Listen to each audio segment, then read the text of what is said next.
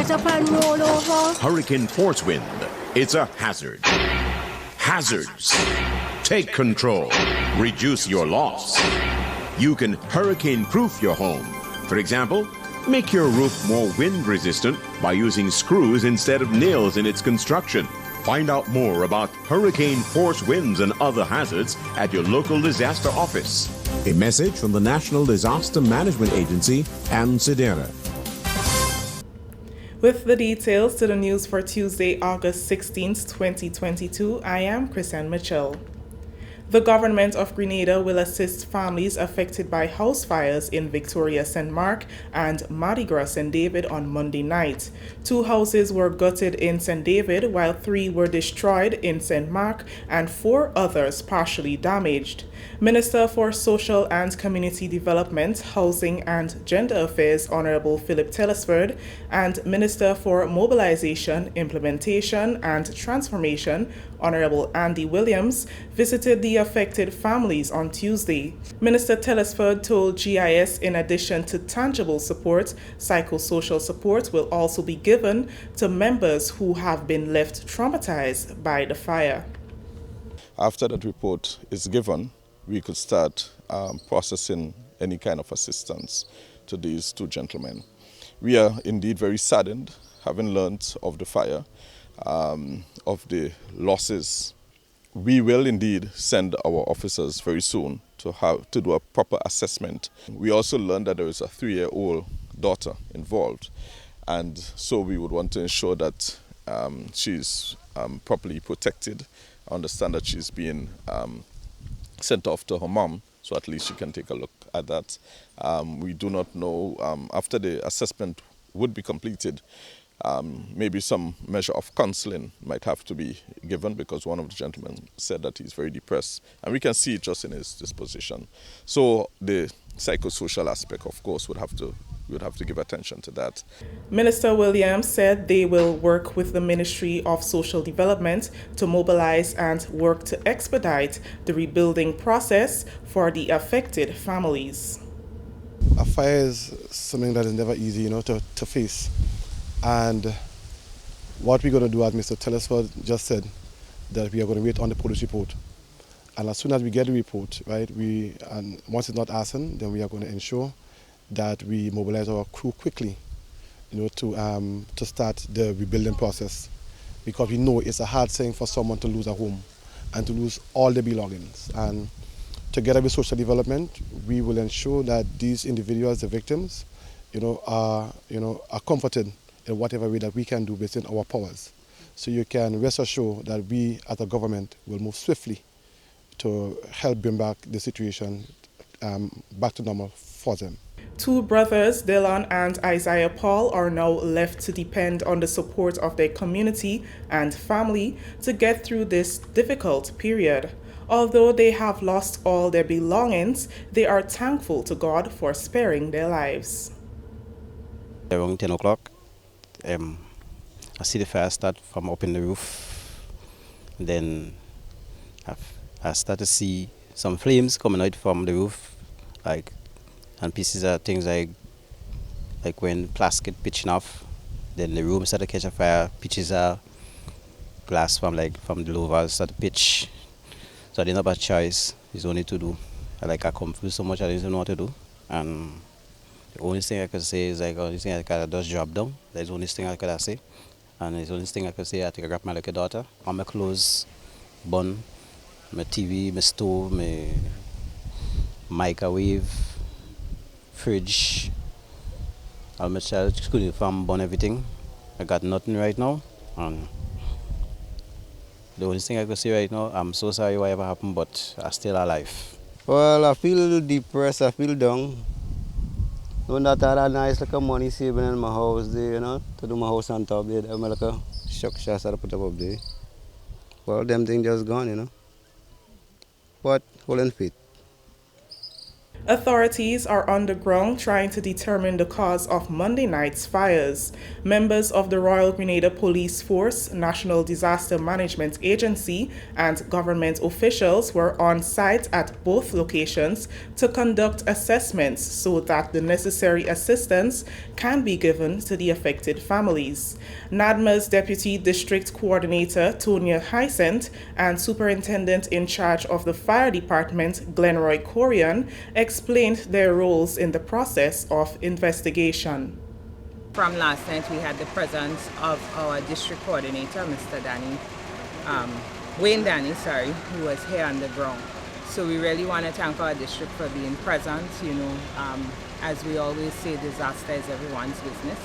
And it's good to see the community coming together to assist the persons who have been affected. We are here just to do our initial reconnaissance of seeing what's happened. We do know that Ministry of Housing and Social Development is already on the ground, and they would be the one directly responsible for the after action of what takes place next and in terms of helping the families going forward. So we are here to just do our support. Yes, Victoria got the call. We had backup from Sutter's, Fire and Wharf. And it is clearly seen, as said before, it could have been worse. From the fire point of view, investigation is still ongoing as to the cause of it. As to the origin, it is clearly identified. We have that covered already. But for who set or who caused the cause of it, we don't know.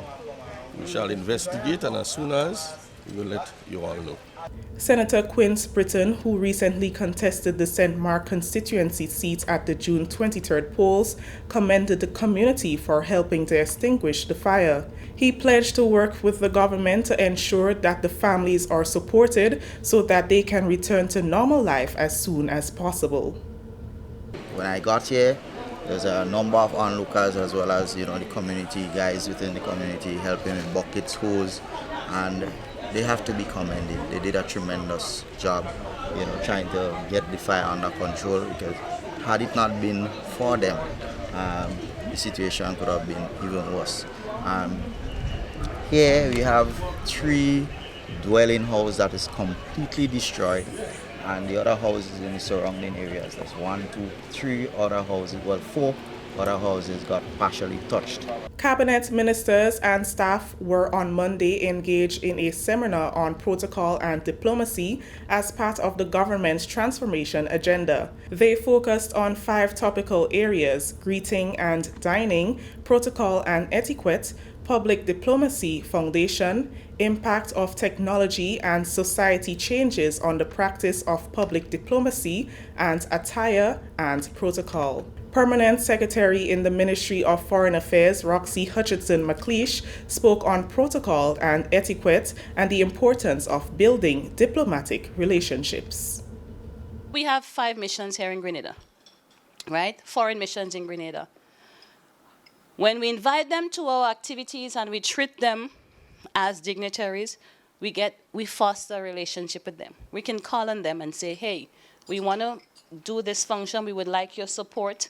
We have a candidature to this election body and we want your support. That relationship. Now, we cannot control all the time the narrative that is sent to the capital, but based on the relationship we cultivate with them would help in the messaging that is sent back. Grenada has asked for support. What the local embassy here says would also influence the capital in ensuring that whether they render the support or they do not support us in activities. So we have to pay particular attention to nurturing relationships. This is the National Report. The news will continue after the break. This is Sammy coming back from Juve. Here comes Sammy again. This time, he is hurrying to join the fancy mass band. It is now after Carnival. Sammy and Robbie are liming on Wall Street. Come on, Sammy, man. That is where you're throwing the bull? Oh, you do have respect for the environment, or what? Got just one bone and the dog eating that just now? Yeah, not only dog, rat too. throwing bone on the ground so just cause rodent. And besides, he don't looking good, man. Oh God, man, I mean, this kind of talk you're spoiling the line, man. Relax yourself now. I can't relax when you're dirtying up the environment, so do the right thing. All right. Nice. Let me head for the garbage bin. Let's keep our islands clean. Take your garbage with you if no bins are available. Don't throw garbage out of vehicles and on the streets. Stop, think, use the bins. A message from the Department of Tourism and the Grenada Tourism Authority. Welcome back. Men are being cautioned to make better choices with their diet and food intake to avoid or minimize major health complications. This was the topic of discussion during a new television series on the Government Information Service called Advance, which focuses on men's health. One of the leading causes of death among men is cancer, specifically prostate cancer. Others include cardiovascular disease and complications from living with diabetes. Community nutritionist Akim Williams believes a man's environment can't affect his health choices. How is our environment affecting what we eat? Because yes, we can choose, like Dr. Martin rightfully said, but also what we eat is also impacted by what we learn. What's when you go to the grocery store, what's right in front of you? What makes up 80% of the grocery store? So correct. If we look at where men work and where they play, if we look at when I'm hungry, what do I go for? What's the first thing I grab for? It's either going to be a fast food. When I talk to the few male clients that I do get, you hear it's a roti. I'm not saying there's anything wrong with a roti, but when you look at the consistency of the meals over the lifespan, I think that's where we see some of the greatest problems happening. Mr. Williams highlighted the key nutritional intake for men that can help them to live healthier lives. We know that across the macronutrients, so that's protein, carbs, and fats. But protein and energy, let's say calories, is generally higher for men. Typically because of the build, like Dr. Martin mentioned, and the ability to work. When we look at the micronutrients, for example, the B1, B2s, and B3s, those we know help with metabolism and help with, again, the body convert the micronutrients into energy for us to work. Again, in supporting the overall development of the body, we're looking at things like magnesium and zinc especially, right? Those play a really important role. Now, again, we did mention that if it is at that stage that we haven't set the precedent for consuming a balanced diet, consuming things that are local, that's not traveling across the globe to get here, that's eventually diminishing in nutritional value. We're looking at a society where people are fed, so we're full. So we're eating a lot of carbs, we're full. Strong point. But at some point, we're missing those micronutrients. Medical doctor and primary health expert Dr. Francis Martin says generally the life of men subtly changes after he turns 30. He says men must pay closer attention to their bodies to avoid major health problems. So for example, the testosterone levels in men starts to drop after 30 by 1% every year. Wow. By the time he's 40, 10% gone. Wow. By the time he's 50, 20% gone. So are there things that we can do to address? Absolutely. There are things we can do to address it. And when that happens, the entire man as we know him starts to deteriorate. Wow. And granted, this is a 30-year-old man who feels that he's in the prime of his life, who feels that he can party every night, who feels that he can eat all sorts of things, including some of the things we have around the place that we call thing for the back and things for the this.